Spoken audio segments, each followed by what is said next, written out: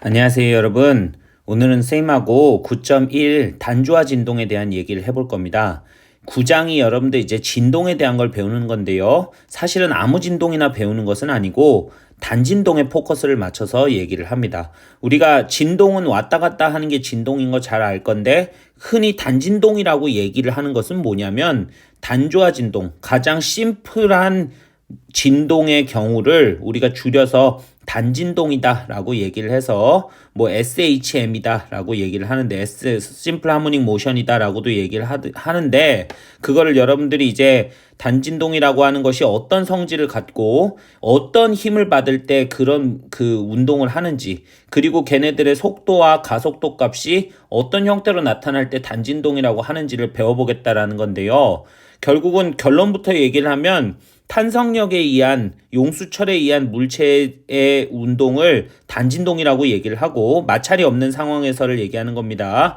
시간에 대한 위치 또는 속도, 가속도의 함수가 삼각함수 형태, 사인, 코사인의 형태로 나타나는 그러한 결과가 나오면 그걸 우리가 단진동이다 라고 얘기를 한다고요. 그래서 탄성력이 뭔지 다 복습부터 해봐야 될 것 같은데, 탄성력은 말 그대로 용수철에 의해서 받는 힘의 크기를 얘기하는데, elastic force라고 하는 게 마이너스 kx의 꼴로 나타나는 형태인데, 이게 무슨 뜻이냐면 물체가 그러니까 용수철이 늘어난 길이 x가 있다면 그 늘어난 길이의 반대 방향으로 힘이 작용하면서 그것에 비례하는 값으로 작용한다라는 건데, 여기서 여러분들 k라고 하는 것이 용수철의 특성 값으로 나타나는 용수철 상수를 우리가 뭐로 정의를 했었냐면 K다라고 하는 것으로 정의했었죠. 그런데 이 K라고 하는 것이 중요한 것은 일정한 상수다라는 의미입니다. 그래서 X에 대해서 비례하면서 반대 방향으로 작용하는 힘일 때를 통칭해서 다 탄성력이다라고 얘기를 하는데, 우리가 이런 형태의 꼴을 이제 흔히는 그냥 용수철이면 탄성력이라고 하지만 흔히는 우리가 범용적인 의미로서는 복원력이다라고도 얘기를 합니다. 그래서 우리가 이런 복원력의 형태로 힘이 주어지면 그 녀석은 단진동한다라는 결과를 가지고 여러분들이 출발을 해볼 건데요. 우리가 물체가 받는 어떤 힘의 크기를 얘기를 해봤는데, 물체의 운동 시작을 먼저 설정을 하고 출발해야 될 것 같은데, 탄성계수가 K인 용수철에다가 질량 M인 물체를 매달아서 쭉 잡아당겼다가 손을 놓는 겁니다. 근데 어느 지점에서 손을 놓냐면 사실은 내가 진동을 시작하고 싶은 어떤 포인트가 있을 건데 그거를 편의상 A라고 하는 지점에서 출발했다라는 건데요. 그 A가 바로 뭐가 되냐면 진폭이 되어서 A에서부터 마이너스 A까지 왔다 갔다 하는 운동을 하게 된다라는 건데, 그것을 여러분들이 이제 상가함수 형태로 구해내겠다라는 거죠. 그래서 A라고 하는 건 우리가 당겨준 길이를 진폭으로 잡아서 진폭이 A인 운동을 하게 될 건데, 그거는 이제 사실은 결과고요. 왜 그렇게 되는가를 이제 운동 방정식으로부터 얻어내 볼 건데, 결국은 여러분들 시그마 F는 MA다라고 하는 운동 방정식을 X축 방향으로 생각해 보면 그 결과가 마이너스 KX라고 하는 탄성력이 우리가 물체에 작용하는 가속도 값을 결정하게 되는데, 그 가속도가 여러분들 뭐에 정의냐면 속도의 시간 미분 값으로 정의되는 값이면서, 동시에 여러분들 이 속도라고 하는 것이 어떤 개념이 되냐면 x의 시간 미분이라고 정의되는 값이니까, 여러분들이 이제 얻을 수 있는 방정식이 어떻게 되냐면 조금 생소하지만, 수학적인 표현, 이런 표현이 생소하겠지만 일단은 여러분들이 어떻게 표현하는지만 보고 갈게요. 이걸 여러분들한테 수학적으로 풀어내는 게 목적은 아닙니다. 그러면 여기서 여러분들이 이제 x에 대해서 시간에 대해서 두 번 미분을 하면은, 미분을 한 번 또는 두 번을 취하게 되면 우리가 그것을 가속도다라고 얘기를 하는데, 그 가속도라고 하는 것을 우리가 이용해 가지고 어떻게 식을 정리해 볼 거냐면, 얘 방정식을 d제곱 x라고 하는 것에 dt제곱, 그리고 kx라고 하는 것을 곱하는데 m을 나눴으니까 m분의 k의 x 이꼴 0이라고 하는 이러한 운동방정식의 꼴을 여러분들이 얻을 수 있다라는 건데요. 사실은 이 운동방정식의 꼴이 대표적인 단진동의 운동방정식이다라고 얘기를 합니다. 그래서 이런 꼴의 형태로 꼭 이게 똑같은 값이 아니더라도 어떤 함수를, 시간에 대한 함수를 두 번 미분했을 때 자기 자신에다가 어떤 상수값을 더해가지고 0이 되게 만들어주는 그러한 운동 방정식의 꼴이 자주 보게 될 거다라는 건데, 이때 여러분들이 이것의 결과를 가지고 바로 유추해서 얘기할 수 있어야 된다라는 건데요. 여기서 여러분들이 이제 이 x라고 하는 것이 도대체 어떤 함수를 갖느냐 하는 것은, 어떤 시간의 함수길래 도대체 미분하면 자기 자신이 되느냐라는 것은 우리가 어떤 함수만이 그런 성질을 갖는다라는 거를 여러분들이 사실은 배운 학생들은 알 거고 안 배운 학생들은 그냥 그런가 보다 하면 되는데요. 이게 여러분들 어떤 꼴의 형태냐면, x가 어떤 시간의 함수로 주어질 때냐면 사인 또는 코사인의 형태로 주어질 때다라는 거를 알 수가 있습니다. 그런데 그게 여러분들 사인, 코사인 중에서 선생님이 특히나 뭐를 취할 거냐면 코사인의 루트의 n분의 k라고 하는 것을 이렇게 취해 볼 건데, 이렇게 취한 이유가 있습니다. 왜냐하면 이게 여러분들 그 시간이 0일 때, 결국은 시간이 0일 때를 어디로 잡느냐의 문제긴 한데, 보통은 여러분들 최대로 당겨서 물체의 운동을 시작한 요 지점을 시간을 0초의 기준점으로 잡는 것이 일반적이기 때문에 사인보다는 코사인을 취하는 게, 여기 여러분들 값이 1이 될 때, 코사인의 값이 1이 되게 하는 t가 0일 때로 잡는 것이 좋겠다 싶어서 코사인이라고 하는 함수를 잡는 것이 일반적입니다.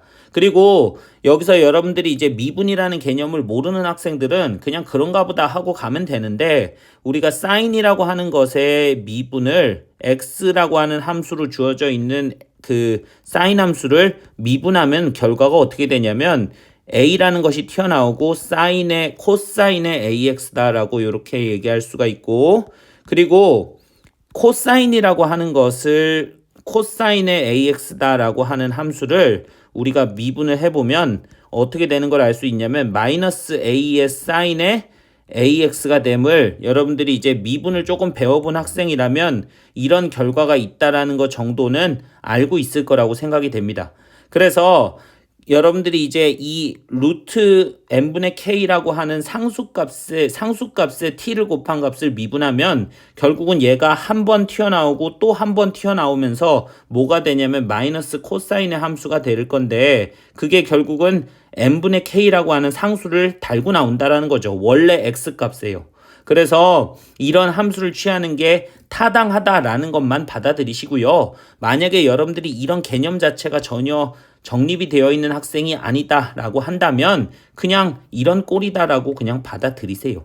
알겠죠? 이거는 보통은 이제 물리를 하다 보면은 여러분들한테 대부분의 증명들을 다 해주지만 그게 여러분들 그렇다라고 하고 넘어가는 그 상황도 왕왕 발생합니다. 그래서 그런 부분에 있어서 여러분들이 왜 그런지를 너무 이제 깊이 알려 그러면 수학적으로 더 공부를 해야 되니까 여러분들이 수학적으로 좀만 더 공부해 보세요. 알겠죠?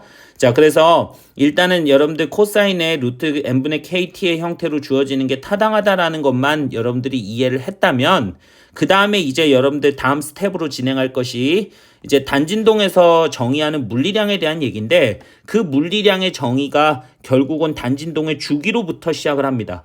우리가 원운동에 대해서 얘기를 할 때 원운동의 주기부터 출발해가지고 각속도와 속력과 그리고 그 구심 가속도를 정의했던 것처럼 역시 단진동에서도 주기부터 정의하고 출발하는 거예요. 왜냐하면 이 진동이 주기함수기 때문에, 어떤 주기가 지나면 똑같은 형태가 반복되는 녀석이기 때문에 그렇습니다. 자, 그러면 우리가 주기라고 하는 것을 좀 더 명확한 개념을 설명해 주면, x라고 하는 위치에 시간값을 넣었을 때, 특정 시간 t를 넣었을 때의 x 위치가 결국은 x라고 하는 값에다 t 플러스 라지 t라고 하는 값을 넣어도 이게 결국은 변하지 않는다라는 게 결국 주기라는 것의 의미거든요. 시간이 지나면 라지 t만큼의 시간이 변하면 결국 제자리로 반복된다라는 것인데, 그거를 생각하면 여러분들이 뭐라고 얘기할 수 있냐면 a의 코사인에 루트 n분의 k의 t라고 하는 것과 a의 코사인에 루트의 n분의 k 뿐만이 아니고 t 플러스 라지 t만큼을 곱해줬을 때도 같은 결과라는 건데, 이걸 여러분들이 가만히 생각해 보면 결국은 루트 n분의 k의 스몰 t와 루트 n분의 k의 라지 t를 더한 것이 결국은 여기에 있는 요 녀석의 형태와 같아져야 된다라는 거예요. 그래야만 왼쪽 오른쪽이 같을 거잖아요. 그런데 그게 여러분들 어떤 성질을 가질 때 그렇게 되냐면 코사인이라고 하는 것에 이 괄호 안에 들어가야 될 것이 어떤 각도의 개념인데 그걸 우리가 유식한 말로 위상이다라고 얘기를 하는데요. 그 각도값, 위상값이 얼마가 될 때 결국은 제자리로 반복되는 성질을 갖고 있냐면 얘가 여러분들 2파이만큼의 각도가 더해지면 결국 제자리로 돌아오는 성질을 가지고 있는 게 코사인, 사인의 함수입니다.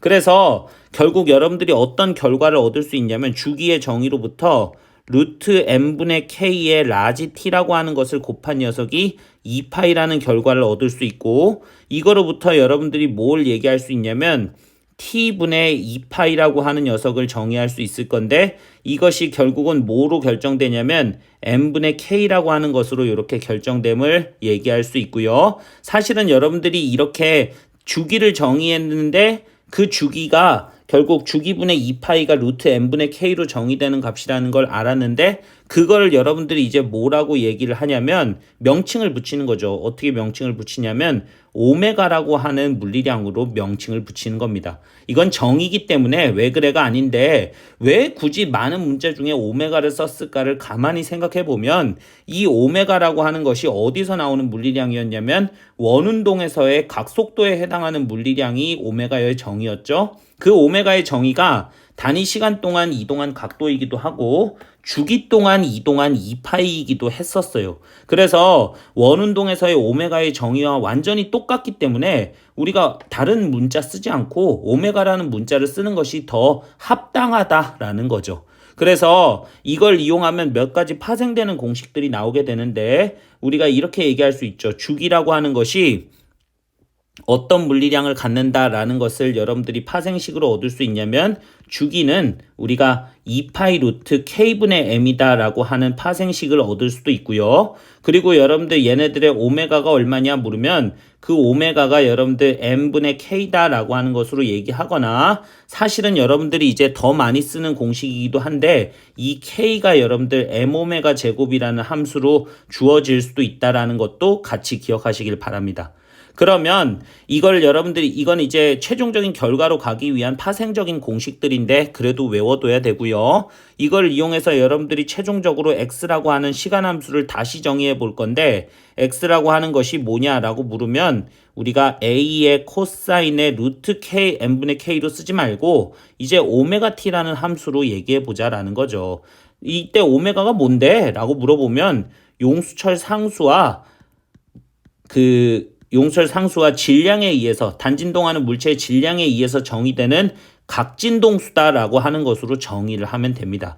왜 선생님 각속도라고 안 하고 각진동수라고 하나요? 이게 여러분들 생각해보면 각속도는 등속 원운동에서나 각속도라고 얘기를 하는 거지. 여기서는 이제 어떤 의미냐면 t분의 1이라고 하는 것이 뭐가 되냐면 f라고 하는 진동수인데 그 진동수에 여러분들이 2파이를 곱한 각도를 곱한 2파이 f라고 하는 각진동수로 정의하는 것이 여기서는 타당하다라는 거죠. 그래서 여러분들이 이것도 사실은 파생 공식이긴 한데 오메가라고 하는 것이 2파이 f로 주어지는 녀석이다라는 것도 같이 기억하시면 좋을 것 같습니다. 그래서 선생님이 처음 여러분들이 이제 단진동을 다루게 되기 때문에 어쩔 수 없이 이 단진동의 물리량들을 설명할 수밖에 없어서 공식이 여러분들 좀 많은데 여러분들이 이제 이거를 머릿속에 잘 기억하기 위한 몇 가지 방법으로 선생님이 소개를 해줄 거니까 꼭 기억하시길 바랍니다. 자, 그러면 이 단진동을 이용해서 여러분들이 이제 탄성력에 의한 물체의 운동을 설명이 굉장히 직관적으로 쉽기 때문에 이것을 배우는 건데 자, 이걸 여러분들이 이제 뭐를 구했냐면 A 코사인 오메가 t라는 함수를 구했으니까 얘를 한번 그래프를 그려서 한번 다른 시각으로 보자라는 건데요. 지금 여러분들이 보고 있는 왼쪽의 그림이 바로 시간에 대한 위치, 속도, 가속도의 시간 그래프임을 알 수가 있고 이 시간 그래프를 보면 특정 순간에서 x 위치가 어디를 지날 때 속도는 얼마며 가속도는 얼마냐 하는 것을 이렇게 수직 라인을 그려보면 바로 알 수가 있습니다. 그래서 어떤 위치에서 어떤 속도인지 어떤 위치에서 어떤 가속도인지 알 수 있다고요. 그런데 보면은 알겠지만 얘 그래프가 코사인의 그래프가 된다라는 건 방금 전에 함수로 구했으니까 그 함수가 여러분들이 x라고 하는 것의 시간 함수가 a의 코사인의 오메가 t다라고 하는 것으로 이렇게 쓰면 될 거고요. 이때 여러분들 시간이 얼마만큼 될 때 주기가 반복되냐면 라지 t라고 하는 시간 동안이 지나면 결국 제자리로 오는 주기 함수인 걸 알 수가 있죠. 자, 그러면 이걸 여러분들이 이제 그 미분해 보면 결국 속도를 얻게 될 건데 그 미분 자체에 너무 포커스를 갖지 말고 속도라고 하는 것의 정의가 x의 시간 변화율로 나타나는 시간 함수니까 그 시간의 함수가 어떻게 결정되냐면 미분을 취해주면 마이너스 a의 오메가에 사인의 오메가 t라고 하는 함수로 이렇게 주어짐을 알 수 있으면 되고 결국은 이것 때문에 마이너스 사인 오메가 t라고 하는 요런 마이너스 사인 형태의 그래프가 나타나는 거고요. 역시 주기는 똑같이 t로 같습니다. 자, 그런데 여기서 어떤 선생님이 물리학적 의미를 더 부여를 해볼 건데 이 a 오메가라고 하는 것의 물리학적 의미를 가만히 살펴보면 좌변의 속도가 미터 퍼 세크의 차원인데 사인 오메가 t라고 하는 함수는 사실 무차원이거든요. 물리학적으로 어떤 차원의 개념이 아닙니다. 그래서 이것이 여러분들 어떤 속력 차원을 갖는다라는 걸 알 수가 있는데 그 속력이 바로 뭐가 되냐면 V 맥시멈이라고 하는 물리학적 의미를 붙이는 게 맞겠죠. 왜냐하면 사인 함수라는 게 커봐야 1 또는 마이너스 1인데 그게 결국 얘의 맥시멈 값을 결정하는 값이니까요. 그래서 우리가 여기서 이제 그 V 맥시멈이라는 게 뭐냐라고 물어보면 단진동하는 동안 속력 최대값이 얼마냐고 물어보면 A 오메가라고 하는 값으로 이렇게 주어진다라는 걸 식으로부터 알 수가 있고요. 마지막으로 여러분들이 이제 가속도의 함수를 구해볼 건데 그 가속도의 함수는 속도에 대해서 속도를 시간에 대해서 미분하면 역시 구할 수가 있고 요건 여러분들이 마이너스의 a의 오메가 제곱이라는 것이 되고 거기에 코사인의 오메가 t라는 것으로 이렇게 쓰면 여러분들이 뭐라고 얘기할 수 있냐면 가속도 함수가 되면서 마이너스 코사인의 그래프임을 알 수가 있죠. 그리고 이번엔 여러분들 거꾸로 얘네들의 최대값이 어떻게 나오는지부터 볼 건데 그 최대값은 당연히 코사인이 1 또는 마이너스 1이 될 때가 최대니까 역시 여러분들 얘가 뭐의 의미인지 알겠죠? 가속도의 맥시멈 값임을 쉽게 알 수가 있습니다. 그래서 가속도의 맥시멈 값이면 당연히 얘네들의 결과가 어떻게 될 거냐면 이 가속도의 맥시멈이 a 오메가 제곱의 형태로 나타나는 크기다라는 것을 얘기할 수가 있겠죠. 자, 그러면 우리가 이제 이걸 이용해 가지고 이제 풀 수 있는 문제 상황들을 선생님이 몇 가지를 이제부터 보여주겠다라는 건데 오늘 지금 수업에서는 그냥 가볍게 얘기를 해보는 것이 우리가 이제 이 모든 결과들이 선생님이 이 적은 모든 빨간색으로 적은 이 결과들이 결국은 다 어디에서부터 출발하는가를 가만히 생각해 보면 그 초기의 결과는 운동 방정식의 형태가 얘네들이 물체가 받는 힘이 마이너스 kx의 꼴의 형태일 때부터 출발한다는 것이 전제임을 알 수가 있습니다. 그러면 이 전제를 만약에 전제와 똑같은 형태의 어떤 꼴의 힘의 형태를 보게 된다면 그게 그냥 힘일지 알짜 힘일지 그건 알 수 없지만 어찌됐든 그 힘의 알짜 힘의 형태가 마이너스 kx의 꼴의 형태라면 그 나머지 전개들은 굳이 하지 않아도 이 공식이면 충분하다라는 거죠.